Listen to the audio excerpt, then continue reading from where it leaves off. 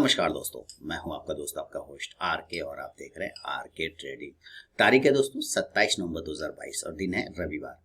आपके सवाल मेरे जवाब का 194 एपिसोड यानी कि 194 एपिसोड लेकर आपके सामने मैं हाजिर हूँ। पिछले 4 सालों से ये सीरीज चल रहा है, अब 200 एपिसोड होने वाला है। हर सप्ताह मैं ऑन करता हूँ जहाँ पे आप मुझसे सवाल पूछ सकते हैं मेरे व्हाट्सएप या फिर मेरे मोबाइल ऐप के थ्रू। तो सर बहुत सारे लोग सवाल भेजते हैं, कुछ लोग नियम को फॉलो नहीं करते, रूल को फॉलो नहीं करते, उनके सवाल मैं बहुत अच्छे तरीके से सम्मानित तरीके से रिजेक्ट कर देता हूँ। जो लोग नियम के हिसाब से भेजते हैं उनको भी सम्मानित पूर्वक मैं उनका जवाब को कलेक्ट करता हूँ। रात 12 बजे तक जितने सवाल आते हैं आपको पता है, मैं कलेक्ट करने के बाद संडे को वीडियो बना के जवाब देता हूँ। तो बहुत सारे लोगों ने सवाल भेजे हैं, तो एक एक करके सबके सवालों को देखेंगे। कोई भी पर्सनल बाइंग और सेलिंग की सलाह यहाँ पे नहीं होगी। अगर कोई स्टॉक रिलेटेड होगा तो, अदरवाइज जो भी सवाल होंगे मैं पूरी ईमानदारी से जवाब देने की कोशिश करता हूँ। पसंद है जरूर फीडबैक करिए और आर के ट्रेडिंग मोबाइल ऐप को डाउनलोड करना बिल्कुल ना भूलें।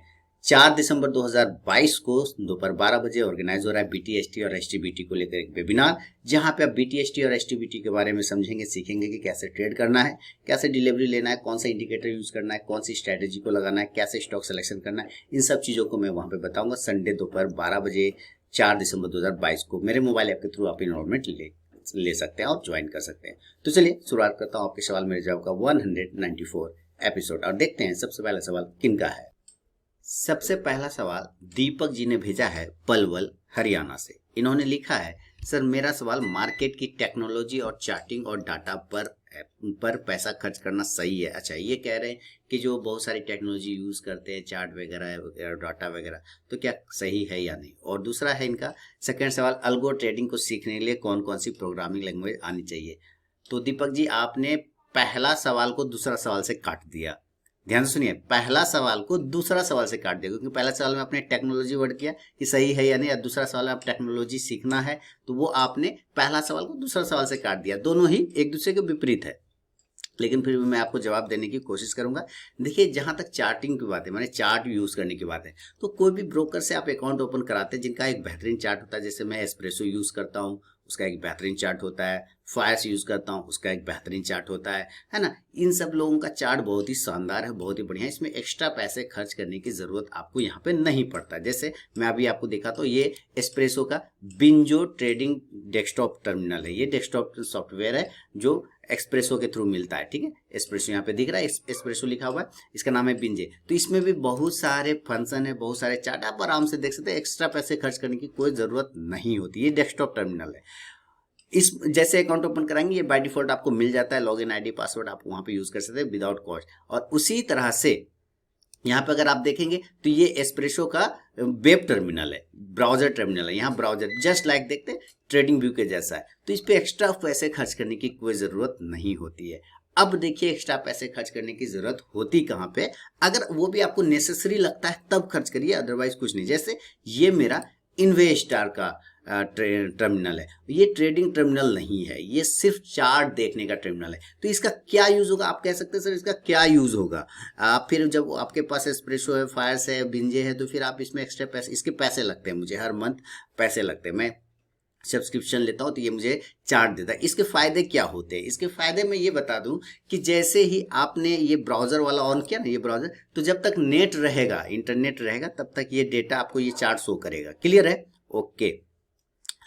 अगर नेट नहीं रहेगा तो यहाँ शो नहीं करेगा, खत्म हो जाएगा। लेकिन जब आप इसमें एक बार जब इन्वेस्टर यूज ओपन करते हैं तो ये क्या करता है, सारा डेटा को डाउनलोड कर लेता है। क्या करता है, सारा डेटा को डाउनलोड कर लेता है विद इन मिनट, कुछ मिनट के अंदर। अब वो नेट डिस्कनेक्ट भी हो जाएगा ना, तब भी मुझे मेरा चार्ट दिखेगा, तब भी मुझे मेरा चार्ट दिखेगा, क्योंकि वो सारे डेटा को उस दिन का पर लेके पिछले तक का सारा डेटा कलेक्ट कर चुका है। और अब जो है, अब नेट कर डिस्कनेक्ट भी हुआ तब भी मुझे चार्ट दिखेगा। फिर अगले दिन वापस सेम प्रोसेस करना होगा कि नेट लगा के फिर इसका डेटा डाउनलोड करना होगा, फिर चार्ट दिखना स्टार्ट होगा। नेट बंद भी कर दूंगा तो कोई फर्क नहीं पड़ता।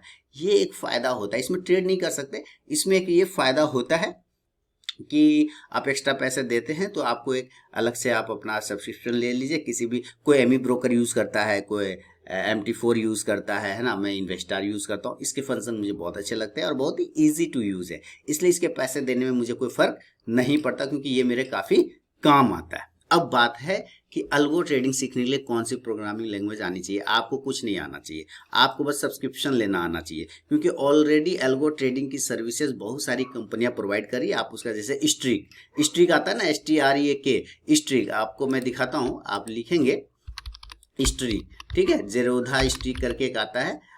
चलिए मैं स्ट्रीक जेरोधा आया ना, ये क्या है, ये एल्गो ट्रेडिंग है।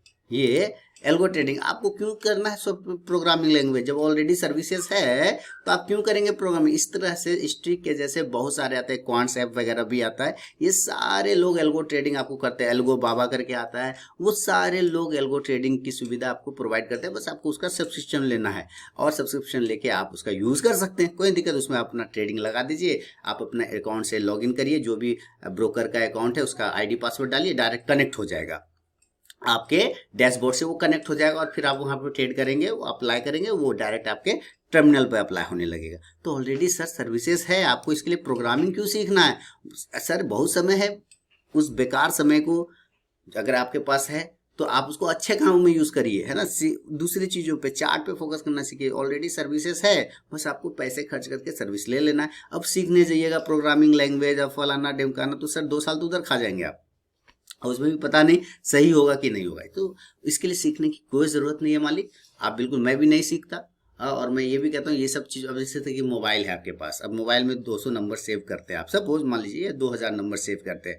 अब आप कहेंगे ना मैं 2000 नंबर अपने दिमाग में सेव करूंगा, पॉसिबल है क्या। अगर कर भी लिया तो इसका मतलब क्या है कि आपने उसका दिमाग का डेटा मिसयूज किया, दिमाग का डेटा को क्या किया, मिसयूज किया।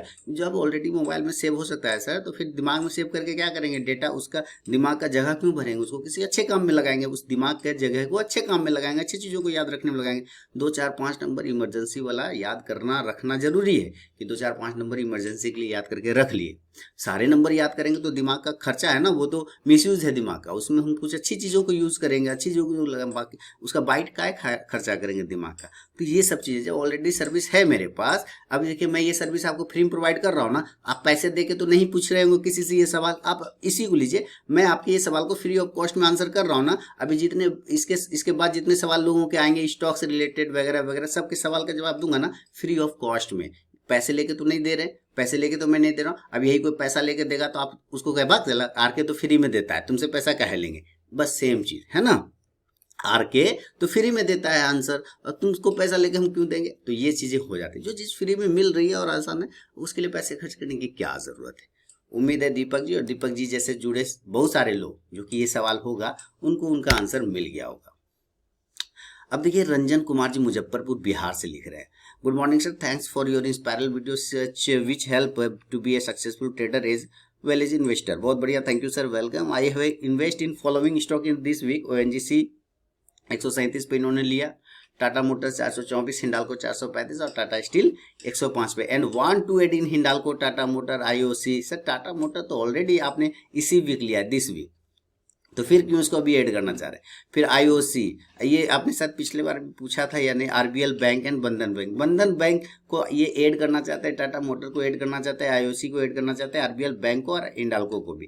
कह रहे कौन सा लेवल पर ऐड कर सकते हैं, will you please give your opinion और ऑन दिस स्टॉक। ओके, अब आप समझिए कि बंधन बैंक का वीडियो मैं कल आपको बना के दे चुका हूँ, सारे लोगों के लिए मैंने बंधन बैंक दे दिया। फैंटास्टिक 4 करके एक वीडियो गया होगा, उसके अंदर बंधन बैंक के बारे में मैंने बताया हुआ है। तो इसका आंसर तो मैं यहाँ पे करूंगा नहीं, क्योंकि ऑलरेडी मैं वो वीडियो बना चुका हूँ। अब बात है कि RBL बैंक, इसके आंसर भी बाद में करूंगा, टाटा मोटर्स, ONGC। पहले आपको RBL बैंक क्या बता देता हूँ कि आपने लिया हुआ है and want to add in RBL bank को आप ऐड करना चाहते हैं। तो सबसे पहले हम लोग RBL बैंक को देखते हैं कि आप कहां पे RBL बैंक को ऐड कर सकते हैं। ये आ गया RBL बैंक, चलिए यहाँ पे आ गया RBL बैंक और इसको कर लिया ऐड। अभी आपके सामने में RBL बैंक आ जाएगा। RBL बैंक को अगर आप ऐड करना चाहते हैं, बिल्कुल है, बिल्कुल ऐड करिए, कोई टेंशन नहीं। देखिए RBL बैंक अच्छा ब्रेकआउट देने वाला है, लेकिन 156, 57, 58 एक इसका हडल भी है। इस बात को याद रखना है कि ये एरिया इसका बहुत ही बड़ा हडल है। इसके ऊपर 160 के ऊपर सस्टेन कर जाए तब आप ऐड करिए, पहला कंडीशन। और हो सकता है 160 के ऊपर जाए ही नहीं, नीचे आ जाए, तब आप इसको ऐड करना है तो आप इसको 130 के आसपास में ऐड करिए। अगर ये नीचे गिर जाता है और 130 के आसपास मिलता है तब आप ऐड करिएगा RBL बैंक को। तो एक तो आरबीएल बैंक का आंसर हो गया, बंधन बैंक का ऑलरेडी मैंने वीडियो दे दिया है, आईओसी इंडियन ऑयल कॉर्पोरेशन, ठीक। देखिए इस स्टॉक को मैं फॉलो नहीं करता आईओसी को, क्योंकि ये सब जो है ना बहुत छोटे प्राइस का स्टॉक होता है, चलता बड़ा धीरे धीरे है, बोर फील करवाता है। लेकिन फिर भी आपने पूछा है तो मैं आंसर कर देता हूँ। आरबीएल बैंक को आप आईओसी को आप ऐड करना चाहते हैं सर, बिल्कुल आपको तो पहले तो 70 के आसपास ऐड कर सकते थे, यहाँ से एक अच्छा ब्रेकआउट गया, अगर आपने वहां पे लिया है तो बहुत अच्छी बात है, नहीं लिया है तो कोई दिक्कत वाली बात नहीं, दोबारा अगर 70 पर मिले तो जरूर लीजिए, और नहीं आता है तो 75 के ऊपर अगर निकल जाए तब लीजिए। तो 75 के ऊपर लेना है या फिर 70 के आसपास में लेना है आईओसी को। क्लियर है? चलिए अगला स्टॉक है आपका टाटा मोटर। ऑलरेडी आपने टाटा मोटर को लिया हुआ है, ठीक है, टाटा मोटर को आपने ऑलरेडी लिया हुआ है, 434 के आसपास में आपने लिया ना, टाटा मोटर 435 पर आपने लिया है, ठीक है, 424 पे लिया है, और उसको फिर ऐड भी करना चाहते हैं तो बहुत अच्छी बात है। देखते हैं टाटा मोटर्स क्या हो सकता है। अभी नहीं करेंगे हम लोग, अभी इसमें ऐड नहीं करेंगे, ठीक है। तो कहाँ ऐड करेंगे? दो जगह, या तो 405 के आसपास करेंगे, 405 रुपया के आसपास करेंगे ऐड अगर मिलता है तो, और नहीं तो फिर हम 445 के ऊपर ऐड करेंगे। एक रेजिस्टेंस एरिया, एक हडल है, अगर आप यहां से देखें तो ये एक हडल है रेजिस्टेंस एरिया ट्रेड लाइन का, अगर इसके ऊपर निकलना स्टार्ट करता है 440 445 के ऊपर, तो आपको एक मूवमेंट टाटा मोटर्स में देखने को मिलेगा अपसाइड का। तो ऐड करने के दो जगह हैं जो मैंने आपको बता दिया। इसके अलावा आपने क्या किया है, हिंडाल्को को भी ऐड करना चाहते हैं, बहुत अच्छी बात है, हिंडाल्को को भी ऐड करना। यही आंसर अभी लोग पैसे दे के पूछेंगे ना कि दो पैसे दो, तो कहेंगे धुर पैसे मैं क्यों दूंगा, फ्री में देता है आर के। लेकिन वही मैं कहूँगा फीडबैक दीजिए, तो फीडबैक बिना दिए लोग भाग जाते हैं, बिना लाइक और कमेंट किए भाग जाते हैं, बस कहते हैं कि अपना काम बनता भाड़ में जाए फलाना ढमकाना, कोई फीडबैक नहीं देंगे, बस चुपचाप से देख के निकल जाएंगे। क्यों रंजन जी, है कि नहीं? तो ऐसे ही होता है, हम लोग क्या करते हैं, सिर्फ लेना जानते हैं, देना बिल्कुल भी नहीं जानते हैं। तो दोनों हाथों से ताली बजती है मालिक। चलिए मैं आपको हिंडाल्को की बता दूं, हिंडाल्को आप 450 के ऊपर ऐड करिए, अदरवाइज 410 के आसपास में ऐड करना होगा। दो जगह होंगे हिंडाल्को के, या तो 450 या तो 410। अभी ऐड नहीं करेंगे, इसके ऊपर सस्टेन कर जाएगा 450 के ऊपर, तब पोजीशन बनाने की कोशिश करेंगे। 465 के ऊपर निकल जाए तो और भी ज्यादा मूवमेंट बन सकता है, फिर 500 की तरफ जाने की कोशिश करेगा हिंडाल्को, ये ध्यान रखना है। चलिए ये हो गया। तो Hindalco, Tata Motors, IOC, RBL bank और बंधन। और जो मैंने कहा ना फीडबैक वाली बात, ये सारे लोगों पे अप्लाई होता है। जो लोग करते हैं अच्छी बात है, जो नहीं करते देख के चुपचाप निकल जाते हैं, तो आदत थोड़ा बदल लीजिए मालिक, मेहनत लगता है वीडियो बनाने में और आंसर करने में। अब चलते हैं ओएनजीसी, 137 पे आपने लिया हुआ है, इसका आंसर कर लेते हैं। ओएनजीसी, चलिए 137 पे आपने लिया और अभी चल रहा है 140, ठीक है, अच्छे जगह पे लिया है तो होल्ड करिए, अभी कुछ करना नहीं है, एड पेड कुछ नहीं करना, आपने बहुत अच्छा किया, बस होल्ड करिए। 144-45 के आसपास आ जाए तो थोड़ा प्रॉफिट जरूर बुक कर लीजिएगा। ओएनजीसी में स्टॉप लॉस जो इस कंडीशन में लगेगा वही प्राइस लगेगा जहां पे आपने लिया 135 के आसपास का, एक स्टॉप लॉस आप लगा के चल सकते हैं। 2 रुपए नीचे आप स्टॉप लॉस लगा लीजिए अपने बाइंग प्राइस से, होल्ड करिए। टाटा मोटर्स का आंसर कर दिया, हिंडाल्को का आंसर कर दिया, टाटा स्टील है 105, ओके। आपने हिंडाल्को 435 पे लिया ना, तो उसका आंसर तो अभी मैंने आपको कर दिया कि कहाँ पे ऐड करना है और कहाँ पे ऐड नहीं करना है। अब रहा टाटा स्टील, 105 पे आपने लिया है, ठीक है। अभी हम लोग टाटा स्टील को भी देख लेते हैं, 106 के आसपास चल रहा है, कोई खास नहीं है, खैर कोई दिक्कत नहीं, फिर भी ठीक ठाक है। 100 रुपीज़ का एक स्टॉप लॉस लगाइए, और अगर 108 के ऊपर निकलता है तो फिर और भी क्वांटिटी ऐड कर सकते हैं। 110 से 112 और 15 के टारगेट के लिए, 112 से 13 इसका बड़ा हर्डल है, वो जिस दिन ब्रेकआउट करेगा 120 तक के लेवल दिखाने की कोशिश करेगा टाटा स्टील, तो ये ध्यान रखना है रंजन जी। बाकी लोग फीडबैक देने की कोशिश जरूर करें। बढ़ूंगा अगला सवाल की तरफ, और अगला सवाल है गुजरात भरूच से, लिख रहे हैं पटेल आई.वाई। अब ये पटेल जी लिख रहे हैं तो आई.वाई इनका शॉर्ट नेम होगा, नाम को शॉर्ट इन्होंने करके लिखा है, भरूच गुजरात से लिख रहे हैं कि पीएनबी स्टॉक 49 से लिया है, 250 क्वांटिटी, अभी प्रॉफिट में है, होल्ड रखें कि बेच दे। ओके, 49 पीएनबी स्टॉक 49 से लिया है, 250 क्वांटिटी भी प्रॉफिट में। सर अभी तो बेचारे ने 49 से 50 गया है ना, क्या किया है, 49 से 50 गया है, तो सर अभी अगर आपका व्यू क्या है आप ये लिखिए, आपको ये पता होना चाहिए कि आपने आखिर वो क्यों लिया है, शॉर्ट टर्म के लिए लिया है, लॉन्ग टर्म के लिए लिया है, इंट्राडे के लिए लिया है, सबके व्यू होते हैं। अगर आपका व्यू इसमें लॉन्ग टर्म है, तो मैं हमेशा कह रहा था अपने पुराने वीडियो में कि जब भी बैंकिंग स्टॉक के एनालिसिस करता था कि एवरी डिप पर पीएनबी को बाय करना है, buy on every dip PNB, और जिन्होंने भी एवरी डिप बाय किया होगा तो उनका एवरेज प्राइस 22-23 रुपए 25 रुपए का होगा मैक्सिमम, ज़्यादा से ज़्यादा 30 रुपए, वहाँ से वो 53 रुपए तक आ चुका है। तो स्टॉक्स बहुत ही ज़बरदस्त है। अगर आपका लॉन्ग टर्म व्यू है तो आप इसको होल्ड करें, शॉर्ट टर्म व्यू है तो ज़रूर प्रॉफिट बुक कर लें। 56 रुपए के ऊपर निकलने के बाद ये 60 रुपए की रैली दिखा सकता है। पटेल आई वाई साहब जो गुजरात भरूच से लिख रहे हैं, ये है आपके सवाल पे जवाब। एजाज मेहदी जी बड़ोदरा गुजरात से लिख रहे हैं, अगला सवाल है कि कल आपने अडानी के शेयर में सेल के व्यू से बाय का व्यू में जो शिफ्टिंग किया वो माइंड ब्लोइंग था। अच्छा, ये फ्राइडे के लाइव ट्रेडिंग की बात कर रहे हैं, लिख रहे हैं कल आपने अडानी का जो शेयर में सेल में थे, फिर सेल से कैसे आपने जो बाय का व्यू में जो शिफ्ट किया वो माइंड ब्लोइंग था, गजब का था। मेरा क्वेश्चन उसी के रिलेटेड है। ओके, शिफ्टिंग बड़ा चीज होता है, ये आपको समझना पड़ेगा। प्राइस 1 या 2 रुपए ऊपर नीचे हो जाने से पूरा सेल एंड बाय का व्यू चेंज हो जाता है, ठीक है। अल्टीमेटली तो हम सेम व्यू रख के भी प्रॉफिट कमा ही सकते हैं, बिल्कुल। सपोर्ट और रेजिस्टेंस लेवल का इतना इंपॉर्टेंस क्यों है कि इसके आसपास पूरा माइंडसेट चेंज हो जाता है। देखिए, बहुत अच्छा सवाल है। ये कह रहे हैं जो आपने शिफ्ट किया सेल से बाय के व्यू में वो गजब का था, और 1-2 रुपए ऊपर नीचे होने से लेवल बदल जाते हैं। सपोर्ट रेजिस्टेंस का इतना इंपॉर्टेंट क्यों है, जो इसके आसपास आने पे पूरा माइंडसेट चेंज हो जाता है। तो चलिए इसका आंसर करूंगा, थोड़ा हो सकता है लंबा आंसर मिले। तो एजाज जी का सवाल देखिए बहुत बढ़िया है कि सपोर्ट और रेजिस्टेंस का इतना इंपॉर्टेंस क्यों है, आखिर ये इसके आसपास पहुंचने के बाद जो है पूरा का पूरा माइंडसेट बदल जाता है, पूरा लेवल डिस्ट्रैक्ट हो जाता है, पूरी चीज़ों को हमें फिर से देखना पड़ता है। इसका इंपॉर्टेंस इतना क्यों है? देखिए, मैंने पहले भी कहा, मैं फिर कहूँगा, सारे लोग, ये बिगनर लोगों के लिए भी काफ़ी इंपॉर्टेंट है कि मार्केट जो होता है ना, जो स्टॉक मार्केट है, शेयर मार्केट है, वो आपके लाइफ के बराबर है। आपका लाइफ माने मार्केट इक्वल टू लाइफ। मैं अक्सर ये वर्ड बोलता हूँ कि जो लाइफ है, जो जीवन है, वही मार्केट है। जो मार्केट में चीजें होती है वो आपके लाइफ में होता है। अब आप पहले अपनी लाइफ को समझिए कि आप जब उदास होते हैं, हताश होते हैं, निराश होते हैं, तो परिवार के कुछ लोग होते हैं, फैमिली मेंबर कुछ होते हैं जो आपको सपोर्ट करते हैं कि यार घबराओ मत, सब ठीक हो जाएगा। एजाज, तुम घबराओ मत, सब ठीक हो जाएगा, फिर तुम तरक्की करोगे, आगे बढ़ोगे, ऊपर जाओगे, तरक्की करोगे, बढ़िया काम करोगे।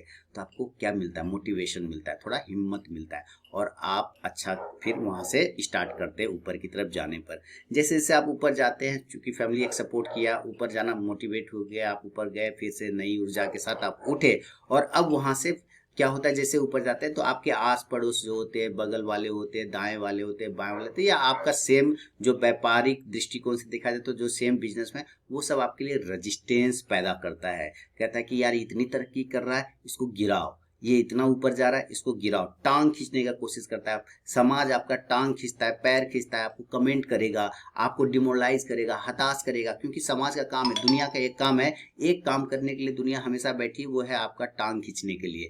हमेशा याद रखिए, दुनिया एक काम के लिए हमेशा तैयार रहती है, आपका टांग खींचने के लिए। वो हर कोशिश करेगा अपनी बातों से, अपने शब्दों से, अपने व्यवहार से, अपने नेचर से, कि वो आपको पीछे खींच दे। वो रजिस्टेंस है आपके लिए, वो रजिस्टेंस है। जैसे ही आप उन सारी बाधाओं को पार कर लेते हैं, रेजिस्टेंस पे आप थोड़ा रुक जाते हैं, अरे यार ये लोग बड़ा परेशान कर रहा है, क्या कैसे निपटें।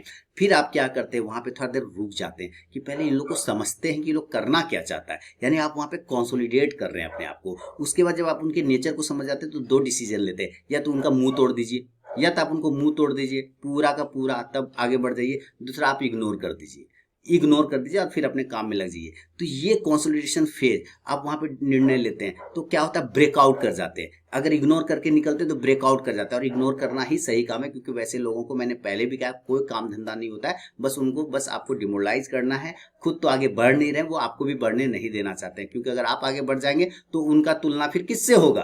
तो अभी तक वो ये कह पाता है हम नहीं कर पाए, वो भी तो नहीं कर पाया, वो अपने आप को ये बोल के संतुष्टि पैदा करता है। आप आगे बढ़ जाएंगे तो वहां पे वो उनके कंपैरिजन के लायक कोई रहेगा नहीं, फिर वो सब उनको चिढ़ाएगा। इस वजह से वो चाहता है कि आप भी सक्सेस ना करें। तो कंसोलिडेशन फेज को ब्रेक करके फिर आप आगे चले जाते हैं। तो ये माइंड होता है जो चेंज हो जाता है सपोर्ट और रेजिस्टेंस के पास। फैमिली सपोर्ट किया, आप आगे बढ़े, ऊपर रेजिस्टेंस मिला, दुनिया, समाज, आस पड़ोस, तो आप रुक गए, कंसोलिडेशन हुआ, फिर उसको ब्रेकआउट करके ऊपर निकल गए। तो ये चीजें इसी तरह से स्टॉक मार्केट पे काम होता है। जब कोई स्टॉक अपने सपोर्ट के पास आता है तो वहां पे हमारा माइंड चेंज होता है कि या तो यहाँ से सपोर्ट से है ये ऊपर उठ के चला जाएगा, और वो सपोर्ट अगर अच्छा रहा, कमजोर नहीं रहा, मजबूत रहा, तो फिर हम ऊपर जाएंगे। अगर कमजोर रहा तो उस सपोर्ट को तोड़ के नीचे चले जाएंगे। यानी कि अगर फैमिली हमारा अच्छा नहीं रहा, सपोर्ट करने लायक नहीं रहा, तो हम और भी नीचे चले जाएंगे।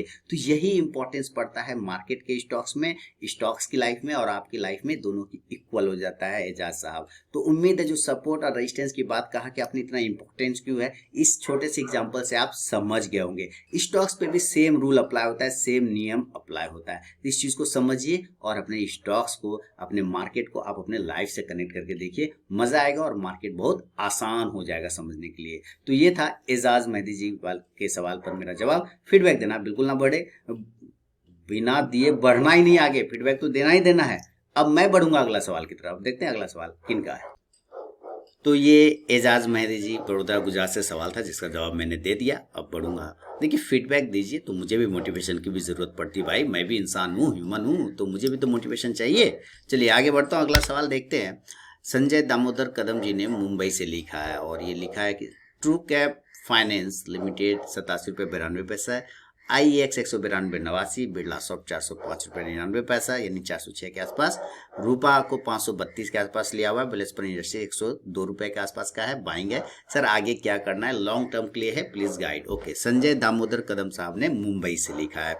तो देखिए ट्रू कैप फाइनेंस, बाकी सारे स्टॉक्स आपके अच्छे हैं, मैं अगर फॉलो नहीं करता तो ट्रू कैप फाइनेंस, लेकिन चूंकि आपने लिख दिया है, आपको आंसर चाहिए तो मैं उसका देने की कोशिश करता हूँ। अब अभी जो आपने लिया अभी 56 रुपये के आसपास चल रहा है और आपने जो लिया हुआ है वो 88 रुपये के आसपास लिया है। आपने 88 पे लिया है और वो आ गया 56 के आसपास में ट्रू कैप फाइनेंस, है ना। तो देखिए सबसे पहले तो अब मैं आपको सारे लोगों को बताता हूँ, ये एक लर्निंग चीज है कि आपको आपका एग्जिट लेवल पता होना चाहिए। और आपने लिखा है कि लॉन्ग टर्म स्टॉक्स है, लंबे समय के लिए ले रखा है, तो लंबे समय के लिए ले रखा है तो फिर डरिए नहीं। अगर आपने इस स्टॉक्स के फैमिली बैकग्राउंड को समझ लिया है, यानी इस स्टॉक्स के हर चीज को समझ लिया है, अच्छा बुरा, जैसे कि कल भी मैंने आंसर किया था बेटी की शादी equal to long term portfolio, वो वाला वीडियो देखिए ना जो मैंने दिया है, पोर्टफोलियो वाला कहानी के माध्यम से जो मैंने कल सिखाया है, आप उस वीडियो को जरूर देखिए। मैं आपको अपने यूट्यूब चैनल पर लेके जाता हूँ, आप इस वीडियो को देखिए।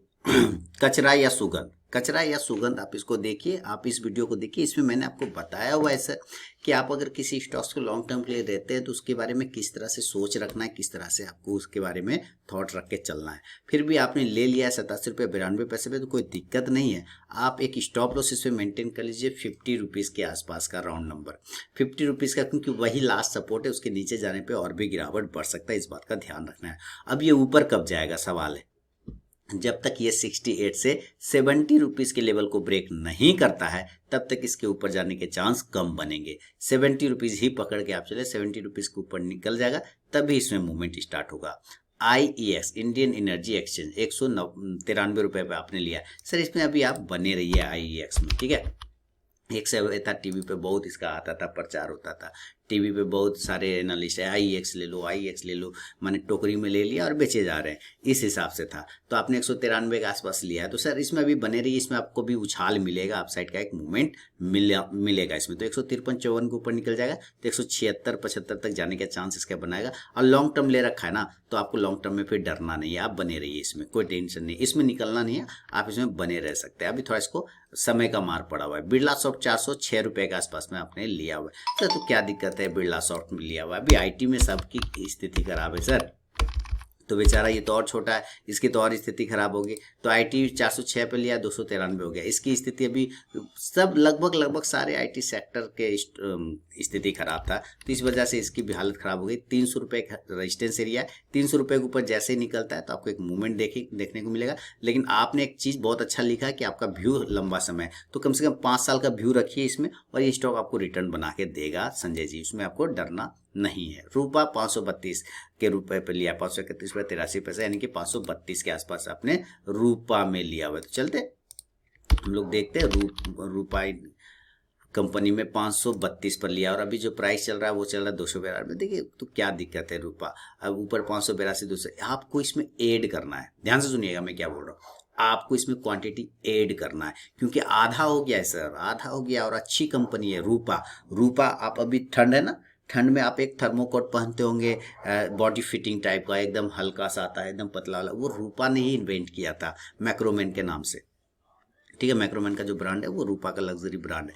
तो आप इसको ऐड करिए, यानी इसमें क्वांटिटी और बढ़ा लीजिए क्योंकि भाव भी सस्ता है। बिल्कुल रूपा को ऐड करके चलिए, कहीं कोई डरना नहीं है, कहीं कोई घबराना नहीं है। मुझे लगता है रूपा स्पिल्ट हुआ है क्या, मैं इसको इन्वेस्टार पे देखूंगा ना तो स्पिल्ट हुआ है या नहीं ये देखना है। तो स्पिल्ट तो नहीं हुआ, भाव गिरा है। ठीक है, भाव गिरा है तो आप इसको ऐड करिए, कोई दिक्कत नहीं है, आप इसको ऐड करके चलिए रूपा को, कोई टेंशन वाली बात नहीं है। और स्टॉप लॉस की इसकी जरूरत है नहीं क्योंकि क्वालिटी स्टॉक से बढ़िया स्टॉक है, आप इसमें क्वांटिटी इंक्रीज कर सकते हैं, आपका टेंशन नहीं लेना। वेलस्पन इंडस्ट्रीज 102 रुपए के आसपास में आपने लिया हुआ है वेलस्पन इंडस्ट्रीज। तो चलते हैं वेलस्पन के पास में, वेलस्पन है ना इंडस्ट्रीज को आपने लिया, ये है एक्चुअली वो इंडिया है, 102 पे लिया है ना आपने, 102 पर लिया है। और अभी ऐसे देखिए इसका 84 का रेजिस्टेंस, 84, 85, 86 ये सारे रेजिस्टेंस एरिया है। देख रहे हैं ना, ये कंसोलिडेशन फेज है इसका, ये एक बॉक्स एरिया है। जैसे आप देख रहे हैं ये एरिया, इस एरिया को आप समझिए, यहाँ पे ये हमेशा फंस गया है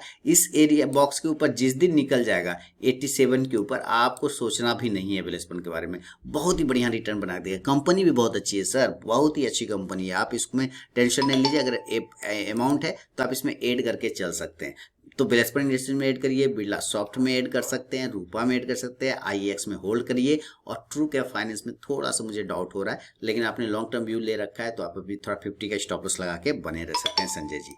तो ये संजय दामोदर कदम जी के सवाल पे मेरा अपना जवाब। बढ़ूंगा अगला सवाल, घनप्रीत सिंह साहब चंडीगढ़ से लिख रहे हैं अगला सवाल। घनप्रीत जी लिख रहे हैं, I hope you are fine by the grace of God. Thank you, sir. I am holding Graphite India quantity 500 at the rate of 168. 168 का एवरेज प्राइस है, 500 क्वांटिटी है। Unfortunately, I literally forgot to book profit when it touched 100 level. जब 1000 के level तक पहुंचा graphite India 168 से 1000 तक, तो ये बुक करना भूल गए प्रॉफिट। कोई बात नहीं, I bought it for 2 to 3 years, but now I want to switch it into FMCG sector by selling it. Kindly advise me whether I should sell it at current market price or wait for some up move to come. Your valuable feedback is highly appreciated, sir. Thank you. ये कह रहे हैं कि अब मैं जो है shift करना चाहता हूँ FMCG सेक्टर में, इसको बेच करके। ठीक है, 2 से 3 साल के लिए ग्रेफाइट को इन्होंने लिया था, लेकिन अब बेच के निकलना चाहते हैं और FMCG सेक्टर में शिफ्ट करना चाहते हैं।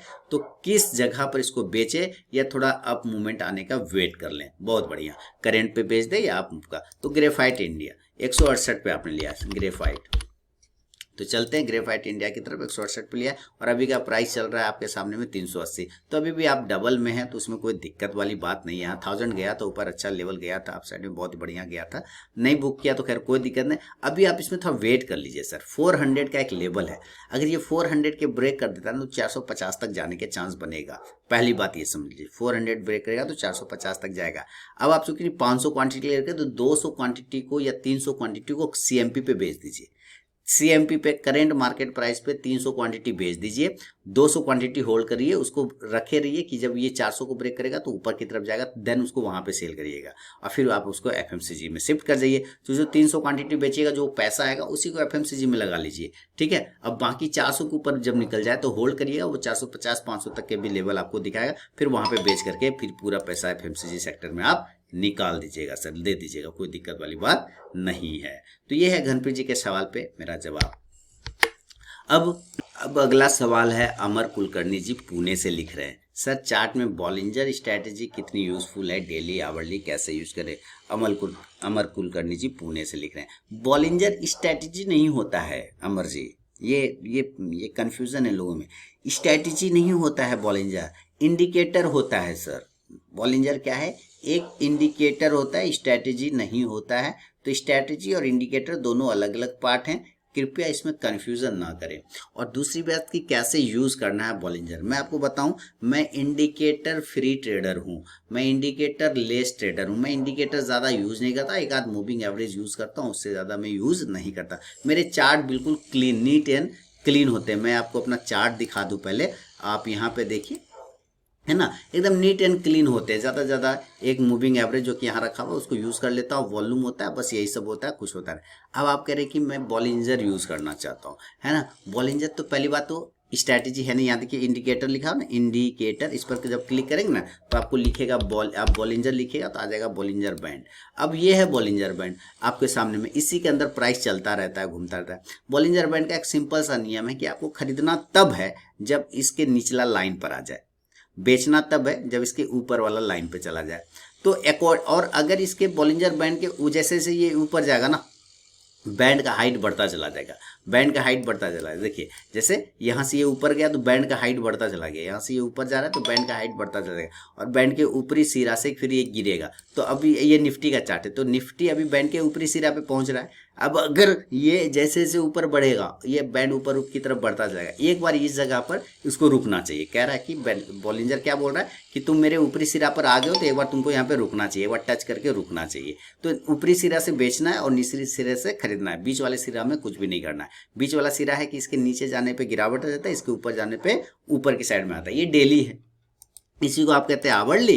तो आप आवरली पे देख लीजिए इसको, कहीं को सेम प्रोसेस, आवरली में भी सेम प्रोसेस होता है। जैसे यहाँ पे मैंने लगा रखे थे सपोर्ट एरिया, देखिए यहाँ से ये निचला एरिया है ना, ये बॉलिंजर बैंड का ये नीचे वाला एरिया है, और यहाँ पे मैंने सपोर्ट लगा रखे थे। मैं तो इसी तरह से सपोर्ट रेजिस्टेंस से काम करता हूँ। तो यहाँ से ये ऊपर चला गया, ऊपर लेवल आया तो बेच दिया, जैसे ऊपर लेवल का ब्रेकआउट किया तो ऊपर चला गया। तो ये चीजें इसी तरह, और ये एक दिन में नहीं हो पाएगा। अमर जी और अमर जी जैसे लोग जो इंडिकेटर यूज करते हैं बॉलिंजर, एक दिन में ही नहीं आएगा, इस पर भी काफी प्रैक्टिस की जरूरत पड़ती है। और जब आप प्रैक्टिस कर लेते हैं ना तभी आप इसको कर पाएंगे, वरना ये सोचेंगे कि बस तुरंत से 2-4 दिन में नहीं हो पाएगा। जैसे कह रहा हूँ कि इसके ऊपरी वाला टच सिरा करेगा ना, वहां से सेल करना है, तो आप देखिए टच किया ना तो सेल होगा तो नीचे आएगा, नहीं हुआ ना ऊपर चला गया ना। तो यही सब चीज समझने का है कि कब ये ऊपर जाएगा कब नीचे जाएगा।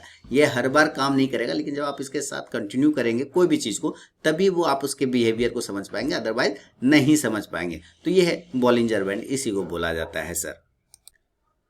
तो दोस्तों ये अमर कुलकर्णी जी का लास्ट सवाल था। आपके सवाल मेरे जवाब का सीरीज का 194 एपिसोड का सवाल का जवाब दे दिया है।